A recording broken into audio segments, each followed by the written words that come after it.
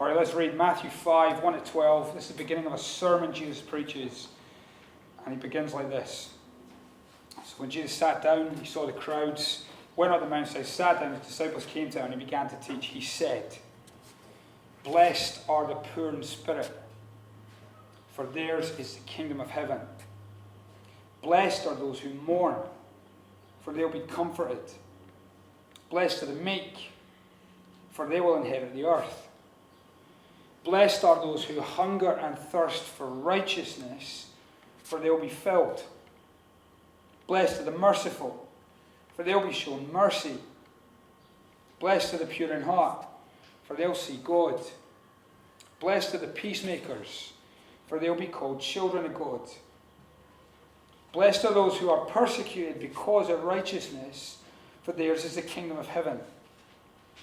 Blessed are you when people insult you, persecute you, falsely say all kinds of evil against you because of me. Rejoice and be glad, because great is your reward in heaven. For in the same way they persecuted the prophets who were before you." Friday night when I sat down to think about this, I typed in #blessed into the search bar on Twitter. These are the first 6 things that come up for people who think that at the moment they are blessed. Number 1 was a fat American dude posting a picture of his Dodge Ram pickup truck. And he just said, #blessed. Interesting. Number 2, an engagement photo.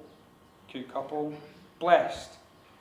Number 3, a really strange video of a lassie with pink and purple dreads, slow motion flicking her hair. You know that kind of movement? And all I said was #blessed. Another lassie that just said first ever Swarovski. Is that jewelry or a watch or something? Diamonds. All right. Crystal. All right. So #blessed. The next one was me and my girls. A picture. #blessed. The last one I looked at. Southern butter pecan ice cream.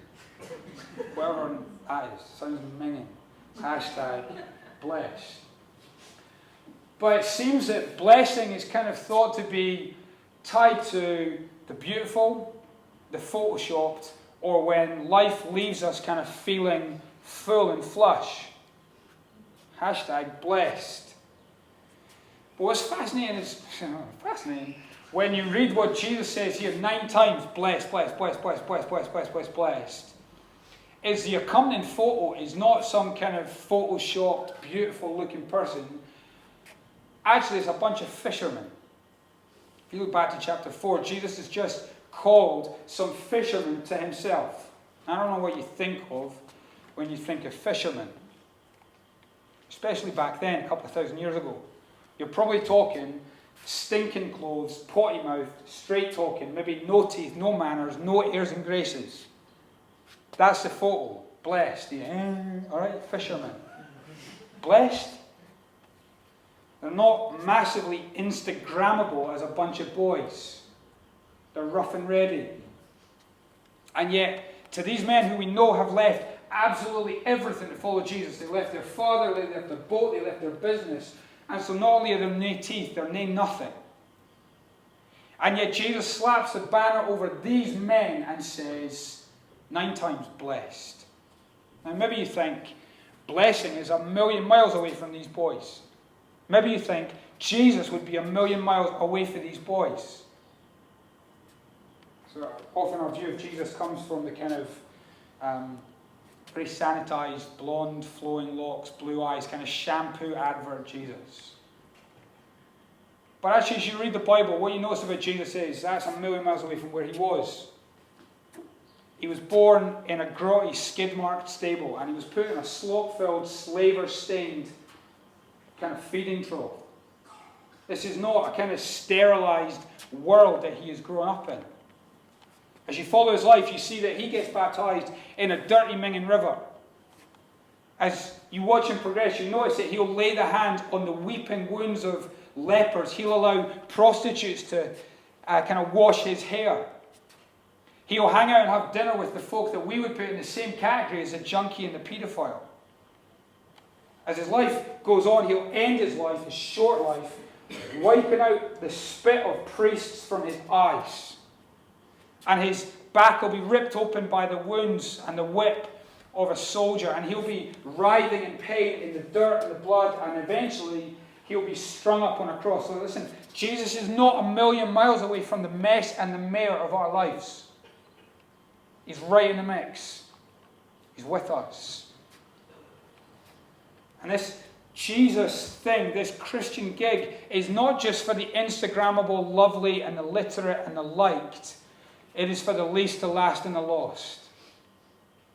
It's to this rabble of fishermen with teeth like some of us that he says, blessed. And so what I want you to see this morning is that Jesus is for those who are at an end of themselves and at the bottom of the rung.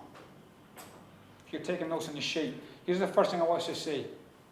That Jesus here comes with blessing for the empty. All right, take a swatch at the first three things Jesus says. Who's he speaking to? Verse 3. Poor in spirit. Verse 4. Those who are mourning. Verse 5. Those who are meek. Now, I can't explain those things to you. They are just things that you feel, aren't they? Those three things are, my soul is running on empty, my eyes are full of tears, and I've given up the driving seat in this world because I cannot control this gig. Jesus isn't saying, blessed are those who are kind of wallets are full and are beautiful. It's the opposite. It's those who realize that this is not something that is photographable or Instagrammable or photoshoppable. It is something that is internal. Actually something that is fundamentally honest. Before God, I am morally bankrupt and poor in spirit. Before God, I'm mourning because I'm in spiritual debt. Before God, I'm meek because I've got zero to offer. I think Jesus starts here because the reality is where we all are if we're honest with ourselves. It's where we are, but we don't want to admit it. It's where we actually are, but we're trying to escape from it. It's where we actually are, but we're too proud to admit it. So you observe my life, and most of the things that I buy with my money are things that I'm trying to present an image to mask the reality of what's going on behind the scenes. Every drink we neck is an attempt to silence the conscience that is whispering that we will be one day found out. Every act of violence or aggression in me is actually trying to mask the fact that I'm deeply vulnerable. Every post on social media is an attempt to kid people into thinking that we are something we are not. Just about everything I do is an attempt to fill my emptiness and fix my brokenness. But we're leaky buckets that never get full. See, some people read this as things to do, right? I must be poor in spirit so that I can inherit the kingdom of God. It's not that. It's not do this. It's actually just the reality. This is what you already are. That's important because when it comes to Christianity, it begins with, blessing begins with the admission, the confession that you are poor, mourning, and a lot to be humble about. It's actually a good place to start a sermon. Jesus just says, listen, cut the act. Take the mask off. Stop trying to pretend that you're something that you're not. Stop trying to pretend like this world is some kind of ongoing party when the reality is behind the scenes, it feels much more often like we're in a funeral. That's where we live. Because it's when we're honest with ourselves that Jesus says, blessing begins. Not a blessed brokenness. He blesses the empty. But look where he goes next. Look at verse 6. So he kind of blesses his emptiness in verse 6. Blessed are those who hunger and thirst for righteousness, for they will be filled. So he begins with emptiness, and he progresses in this fourth thing to actually talk about filling. He says there's a fix for the brokenness, there's a filling for the empty, there's a satisfaction for the longing. But where? Where does this filling come from? He says it's not in reputation, it's not in relationship, it's not in rights, it's not in Ralph Lauren or Ray-Bans or Reebok or Rangers. It's in what? Definitely not in Rangers. Amen. Where does this filling come from? Righteousness. He puts his finger on the point that actually in every human being there is a fundamental hunger and a longing that can be satisfied by nothing other than relationship with God himself. If you think about those two things, right? Hunger and thirst. What are those two drives in your body screaming to yourself? Hunger is screaming what? Eat or die. What is thirst screaming at you? Drink or die. They are fundamental needs that your body will drive you to. Jesus said that it's the same script with righteousness. Be righteous or die. And the truth is, if I look in myself for righteousness, I find nothing. He says, have righteousness or die, but we don't. And actually, my poverty of spirit comes from the realization that I have walked away from the God of creation. The mourning that comes from him, he's saying, comes from the realization that we have spurned the God who is our Father. The meekness, the humility that he talks about comes from the reality that we have been unrighteous before a God who is just and righteous. And he says we have this longing, this thirst, this hunger that cries, righteous or die, and we stand in unrighteousness. And we're left thirsting for it. We might not know that that's what will satisfy us. We end up like the little boy who's never known his dad. And he can't explain the emptiness, but he can feel it. Jesus comes not just to explain this longing in us, this drive in us. He comes to fill it. The blessing that fills the empty. Jesus comes, he lived a righteous life. And yet, he was taken to a cross where he dies the unrighteous life, the unrighteous death, the unrighteous punishment I deserve. He dies the righteous for the unrighteous. Why? To bring me to God. On the cross, he enters into the emptiness that I feel. Do you know what he screamed from the cross? I am thirsty. Drink or die. Why does he scream that? Why does he enter into our emptiness? He enters into emptiness. He enters into death to save me from the unrighteousness that has defined my life.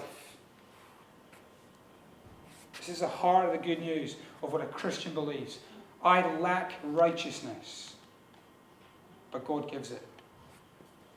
Jesus becomes the never-ending supply of all that satisfies because his righteous life in the place of my unrighteous life and his death for my unrighteous life is what brings me back into a relationship with the God that my soul longs for. It's interesting. This is not a 12-step recovery program.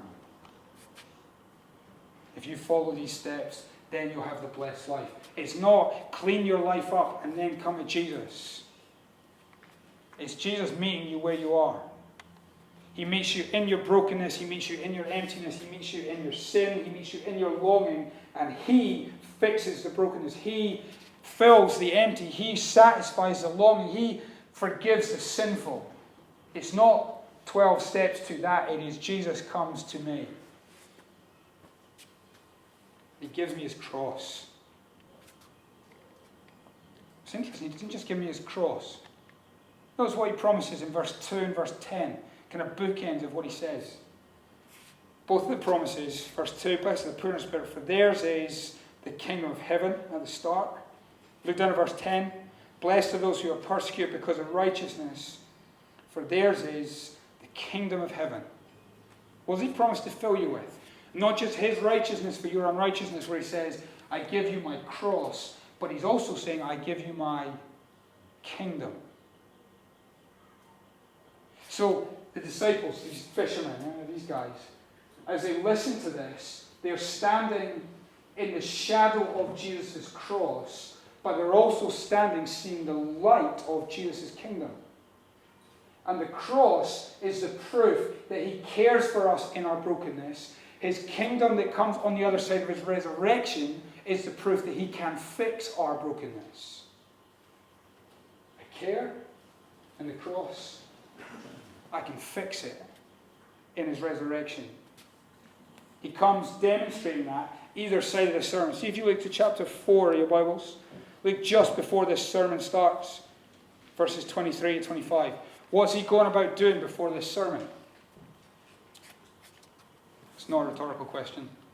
What's he up to? He's healing the sick. Put it this way. He's fixing the broken. He's filling the empty. He's giving glimpses of what his kingdom's going to be like. Look beyond the sermon to chapter 8. Scan chapter 8. Start chapter 9. What's he doing?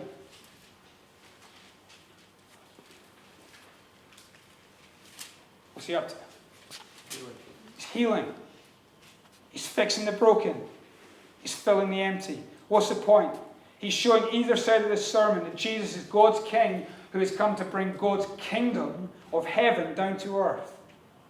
But in these promises sandwiched in the middle of these healings, he is saying he's not just come now to bring his kingdom of heaven down to earth, but he's one day going to take his disciples up to the kingdom of heaven. The blessing is the promise of his eternal resurrection kingdom. He is not just a king who can heal the sick, showing that he can destroy illness and disease. He is the king who himself will die and then rise to show he's the king who has power over the grave. He's promising, if you want it simply, to fix everything.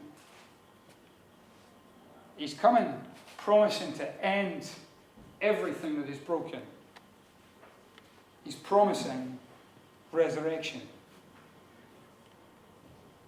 And that's important because if you look at verses 10 and 11, he says, in this world, if you follow Jesus, your life is going to get worse.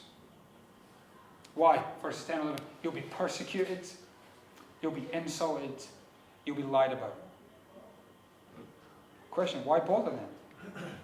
Why become a Christian if following Jesus is going to make your life harder? The reason is this. Although in this world your life will be in the shadow of his cross and defined by the pattern of his cross, if he's hated, you'll be hated. But the point is, you're not just standing in the shadow of the cross, you're standing in the light of his future kingdom, and his resurrection is the proof. You won't just follow the pattern of his cross, hated where he's hated. You'll follow the pattern of his resurrection. You will live even though you die. He's promising you, in the reality of the world's hostility, that you need to appreciate the realness of this king's assurances.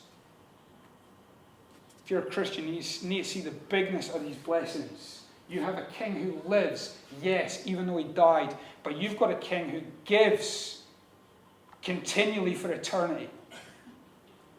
Kingdom of heaven, verse 2, verse 10. And look at everything that comes in between.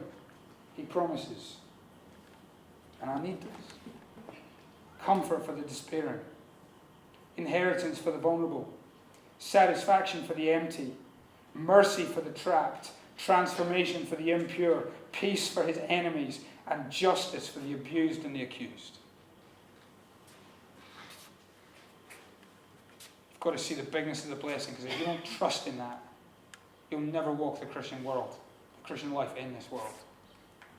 But Jesus' blessings are not contained to this little world. They burst out of that. Now, interestingly, I want to show you the progression as to where the promises and stuff that go in here. So, just to make sure you're with me. 1, 2, 3. Poor in spirit, those who mourn the meek. He's blessing emptiness. This fourth one is he's promising to fill. What I think goes on next is, when he fills the empty, that begins to overflow into the lives of others. So look at the next ones. Verse 7. Blessed are the merciful, for they will be shown mercy. Blessed are the pure in heart, for they will see God. Blessed are the peacemakers, for they will be children of God. So emptiness is replaced by filling, and filling that overflows. I think that's the third thing on your sheet. A blessing that overflows. Those who were once poor in spirit with nothing to give, now are said, blessed are the merciful. Now what's mercy? Mercy is that thing where you get down in the dirt on your hands and knees and you help someone who is downtrodden and unable to help themselves. Now let me tell you something about mercy. You cannot be merciful to someone, you cannot help someone if you yourself are empty. Some of us know that. No capacity to help anyone outside of ourselves because the world is just too much at the moment. And yet now, by this point in these little promises, he's expecting the very same person who was once poor in spirit to do what? Show mercy. What's the point? Those who are empty he fills so that that might overflow into the lives of others. Jesus' blessings are not stingy, right? He's not tight like some of us. He's abundant, he's big in his blessing for the point of blessing others. Which means if we're not merciful, if we don't help the helpless or love the lost or lift up the downtrodden, what does that reveal about us? It reveals we're still empty. It reveals that we've never experienced, never trusted in the saving mercy of Jesus. Because when he's merciful to you, that mercy is meant to overflow into the lives of others. You see the point? Blessed are the merciful, for they will receive mercy. Verse 8, he goes on, not just the overflow of mercy, but the overflow of purity. Blessed are the pure in heart. Now, purity, there could be moral purity. And you cannot tell me that we don't need more of that in today's society. You've got to admit that we need less of the men, women who will objectify other men, women, or even objectify children to be something to satisfy their impure desires and reduce them and objectify them to be something to be consumed or had or owned or controlled. We need less of that. We need less of the lust-fueled meat market that is stuff like Love Island. We need stuff that is not impure, but pure. We need the pure heart that is going to treat people with dignity and honor, not with love, but with lust. You cannot tell me we don't need more of this. Blessed are the pure in heart. Because I can tell you the one person who has an impure heart will not just contain that within themselves, but it will overflow into a world of horror for hundreds of other people. Just ask the hundreds of trafficked girls in our city. But actually, one pure heart can overflow into blessing for hundreds of others. So it might be moral purity. It might, however, not be that. It might be more kind of wholeness. Blessed is the pure heart, the undivided heart, the devoted heart. And guaranteed some of us here are going, we need more of that.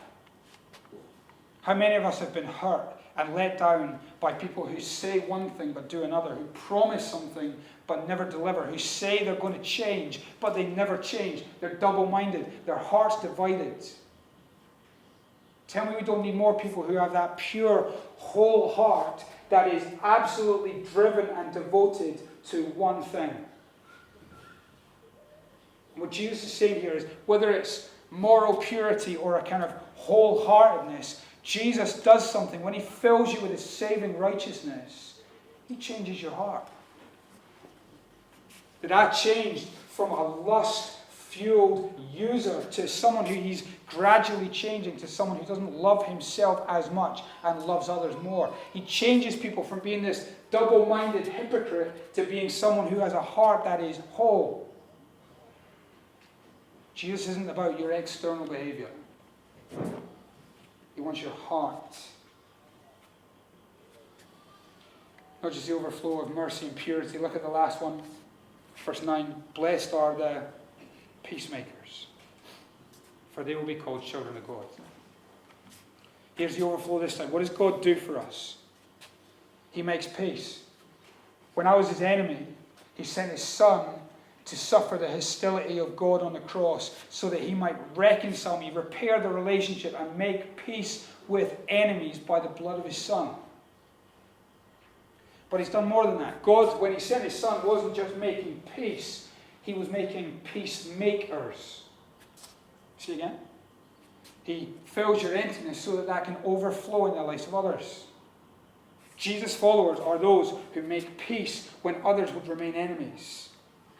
Jesus' followers are those who recognize the massive magnitude of what God has done to forgive them, that begins to overflow in the lives of others.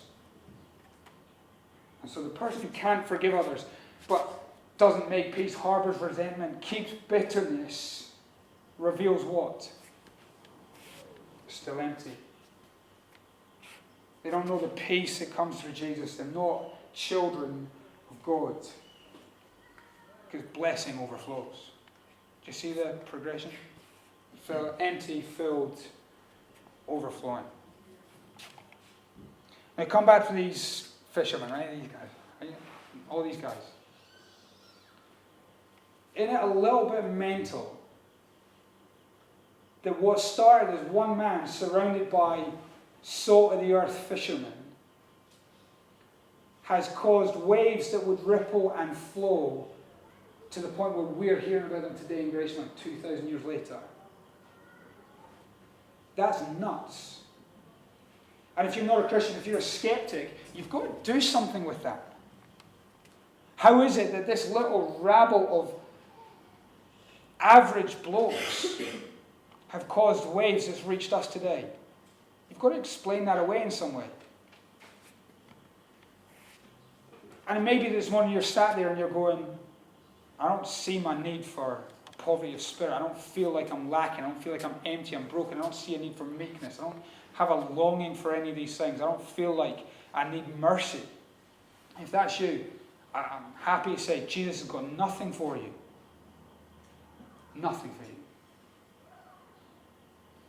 But if you're sat there and deep down, you know the honest truth, that there is something deeply broken, deeply empty, there is a longing that has never been satisfied.